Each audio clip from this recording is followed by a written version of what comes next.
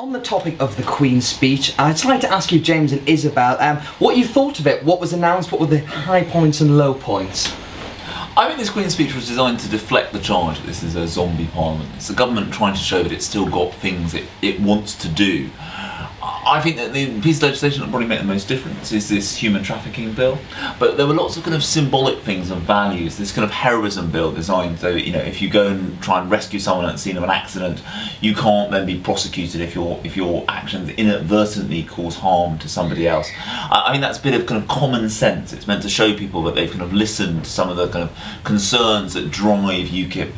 Drive people to the UKIP of, you know, no, but there's no common sense in the country anymore. I mean, there's also a bit of kind of a part of Cameron's new kind of anti-bossiness theme.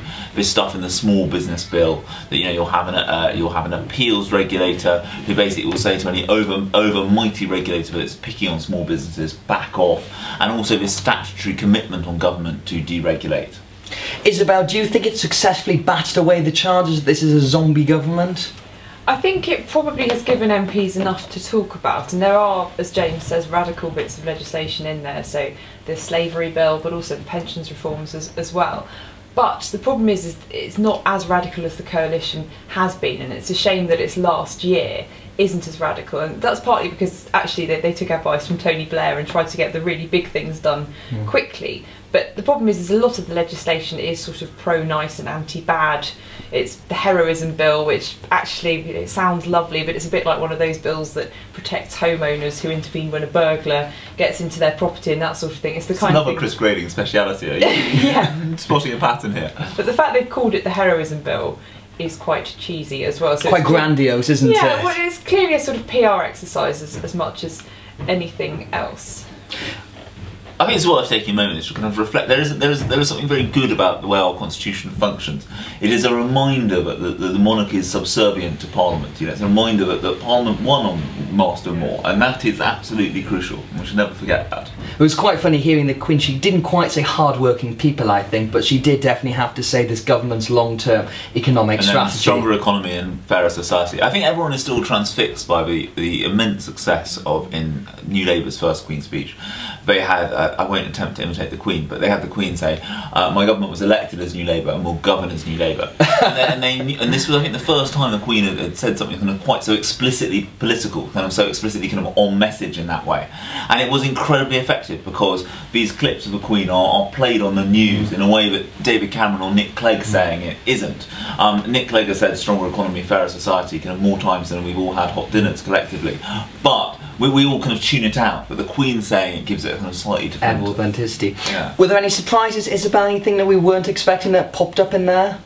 No major surprises. I think one of the big surprises today has been completely unconnected to the Queen's speech, which is the row over extremism between Michael Gove and Theresa May, which will distract from the radical legislation that they do want to highlight. How much do you think that's going to overshadow it in sort of the news bulletins and papers tomorrow? Well, a row's always much more interesting than something nice that people have introduced through the Queen's speech, so I can imagine that if both sides decide to continue briefing, which I think Downing Street are quite keen not to, they issued a statement today from a spokesperson for Michael Gove and Theresa May, which is a role that doesn't actually exist but has clearly been created today, so they're clearly keen to stamp it out. But if that does continue in some way with allies briefing, then it will be a much bigger story. There's a definite attempt to calm things down today.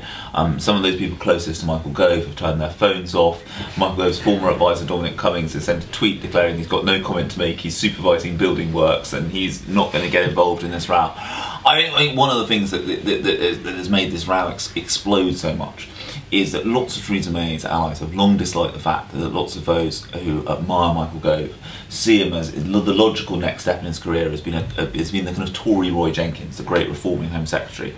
Gove obviously has incredibly strong views on the whole Islamic extremism question, which pit him kind of directly against Charles Farr, who is one of Theresa May's civil servants at the Home Office, and you know he's so close to the May circle, but he's kind of dating one of her aides, and so I think this is one of the things that makes it all so volatile and so explosive, and that is why I think Number 10 have kind of tried everything they can to calm the row down today.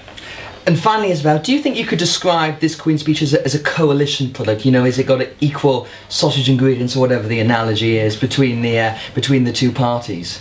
Well, I think it is, and there aren't any bits of legislation in there that they're going to bicker over majorly. But there was obviously horse trading beforehand, which I think some of the horse trading will emerge, and some of it already has. But it's a speech around which they can unite, because most of it's sort of the sort of thing you couldn't really argue with. A lot of it is motherhood and apple pie. Yeah.